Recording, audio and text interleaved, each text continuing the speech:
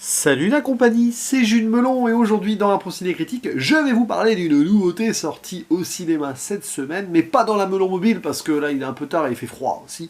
Bref, tranquille à la maison, évoquons un film que j'attendais avec impatience depuis quelques semaines à peine, j'ai découvert son existence via une bande-annonce.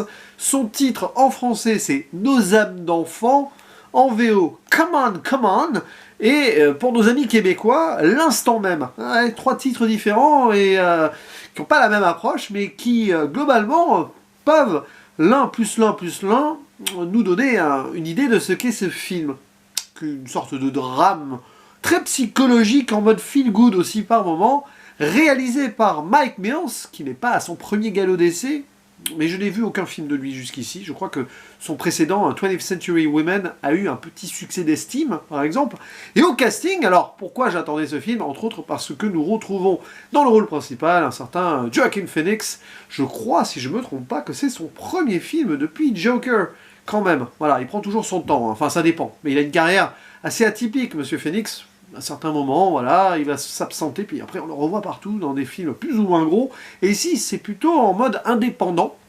À ses côtés, il y a Gaby Hoffmann, qui a été une enfant star actrice, qui a joué dans Nuit Blanche à Seattle ou encore Volcano, voilà. Et alors, un jeune qui... je ne sais pas si c'est son premier rôle au cinéma, mais en tout cas, il doit avoir même pas la dizaine. Un petit qui s'appelle Woody Norman, qui est assez épatant, mais on y reviendra sur les performances d'actrice-acteur. Voilà. Et alors, l'histoire est assez simple de base, comme ça, enfin simple, oui et non. On va suivre un journaliste intervieweur qui pose des questions à des enfants, adolescents à travers les États-Unis. Au début, c'est à Détroit, après, ça sera à New York, à un moment à Nouvelle-Orléans, voilà. Et un jour, il a un coup de fil où il appelle, je ne sais plus, sa sœur, et elle a des soucis avec son mari, voilà. Or, ça fait plus d'un an, presque un an en tout cas, que les deux ne se sont pas vus, frères et sœurs, depuis la mort de leur mère, où ça s'est pas bien passé entre eux. Bon, voilà. Et il s'avère que sa sœur doit s'occuper de son mari, qui va pas bien, qui est allé ailleurs, enfin bon, je vais pas aller dans les détails.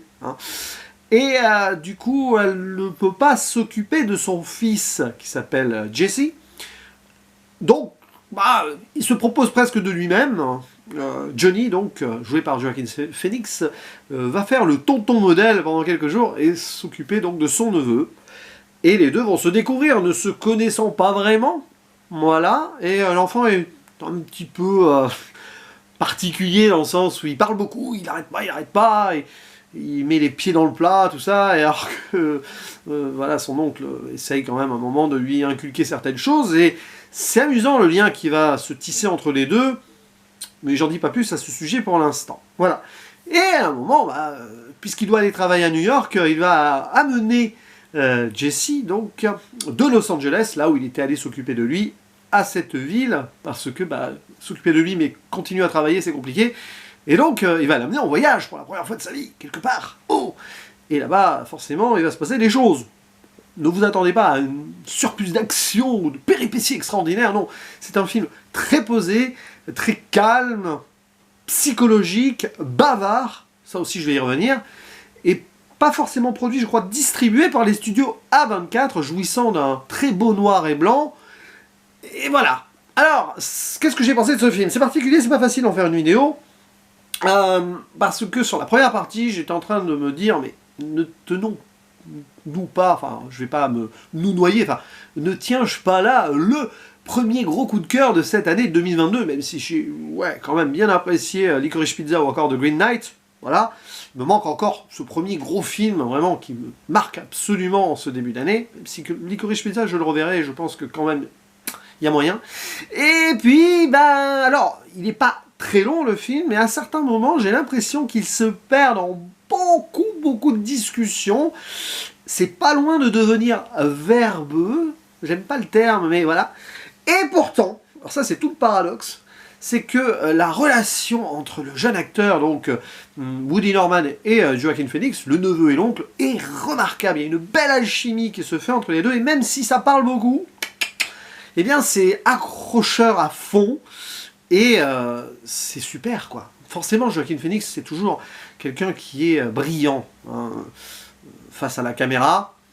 Et là, il a trouvé quelqu'un, un petit bonhomme, qui lui donne la réplique, et c'est super bien. Voilà, on sent qu'il y a quelque chose de naturel qui s'est fait entre les deux, et on les voit pas en tant qu'acteurs, on les voit vraiment comme si c'était un documentaire, en tant qu'oncle et neveu qu'on suivrait, presque caméra cachée. C'est très fort là-dessus. Alors, que le gamin parle beaucoup, et que l'oncle essaye de lui dire certaines choses, tout ça, ok, ça passe. Le problème n'est pas là, c'est qu'il y a beaucoup de choses autour. Tout est très intéressant, pris à part. L'histoire de la mère avec son mari, qui visiblement est atteint d'une sorte de bipolarité, donc c'est compliqué. Le travail donc de Johnny, journaliste intervieweur, qui va demander à plein d'enfants, d'adolescents, ce qu'ils pensent de leur avenir, comment ça se passe dans leur famille, tout ça. Et on a ces entretiens qui entrecoupent certaines choses. Puis il y a des moments, il y a des lectures que Johnny a, voilà, plus ou moins philosophiques, ou des contes qui sont mis aussi sur le film. Et ouais, vous voyez, c'est assez chargé quand même, et voilà. À un moment, c'est pas que tu décroches, mais il y a beaucoup de choses à assimiler. Alors ce n'est qu'un premier visionnage.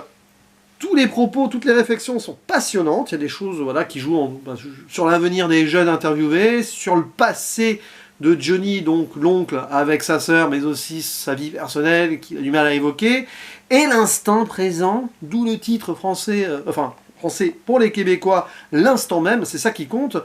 Mais, et puis le command, ne lâche rien, parce que c'est pas parce qu'il y a eu ça que tu vas devenir tel quel, notamment le fils, à un moment, qui se pose la question par rapport à son père qui pète un plomb, est-ce que ça va l'affecter ou pas, enfin voilà. Et donc beaucoup de choses là-dessus, et Nos âmes d'enfants, le titre français, francophone de France, se comprend aussi, puisque Jessie ramène un petit peu Johnny, donc l'oncle, à un statut presque enfantin, voilà, enfin il y a quelque chose, voilà, il joue avec lui, etc. Mais ouais, c'est très prenant et passionnant comme film, il y a énormément de choses à analyser, et donc à chaud, après un premier visionnage, c'est pas évident. J'aime bien quand même comment, ici, Mike Mills joue avec, parce que c'est lui qui a écrit aussi le film, en plus de le réaliser, avec le passé de l'Amérique, sans en faire trop, à travers les villes visitées où les jeunes sont interviewés. On commence par Détroit, qui a quand même été, à la base, voilà, le fleuron de l'automobile, donc beaucoup d'espoir, mais qui est devenu une ville très pauvre, avec les clichés sur la violence, etc. Il y en a un qui le dit de jeunes, comme ça, ouais, on pense qu'il y a beaucoup de violence chez nous, mais c'est surtout la pauvreté qui a pris le dessus à Détroit, et c'est triste. Il y a également ça, là, qui est la Nouvelle-Orléans, qui a subi Katrina, des inondations et tout. New York, qui est cette ville pleine d'espoir, historiquement, pour les immigrants arrivant là-bas, et puis aujourd'hui très cosmopolite. Donc c'est pas des villes choisies au hasard, voilà. Et puis il y a Los Angeles, qui est à part, parce qu'il n'y a pas d'interview faite là-bas, qui représente un peu cet ouest américain d'un nouveau rêve. Et ici, les gens qui y vivent, visiblement, ça va pas fort, puisqu'il s'agit du père qui va pas bien, et puis bon, même la mère qui subit quand même tout ça, et puis le fils qui est particulier quand même. Hein. Donc ouais, c'est un film qui, à mon avis, est très pensé, peut-être un peu trop écrit, trop chargé sur certains trucs, et c'est presque dommage, ça manque de simplicité. Pourtant, le film l'est. C'est tout son paradoxe. Et il est brillant sur plein de points. La réalisation est extraordinaire.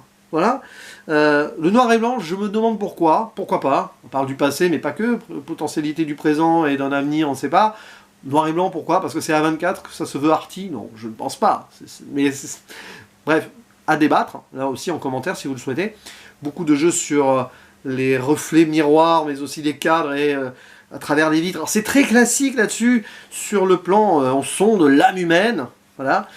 Et par un moment, c'est pas que ça se regarde le nombril, mais c'est trop beau, trop esthétique, presque, par un moment, en fait.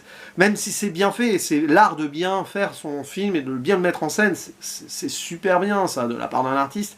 Mais à un certain moment, tu sens que ça manque là aussi d'une petite subtilité, peut-être, en fait, et d'une petite simplicité, mais ça ne gâche rien, évidemment. Là, je chipote un petit peu, quoi.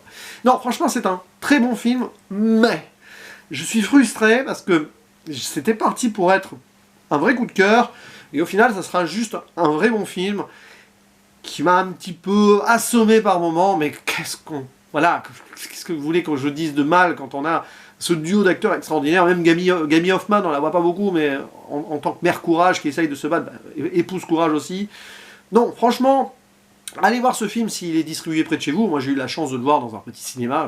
Malheureusement, dans les gros, ça risque de pas être très très bien distribué.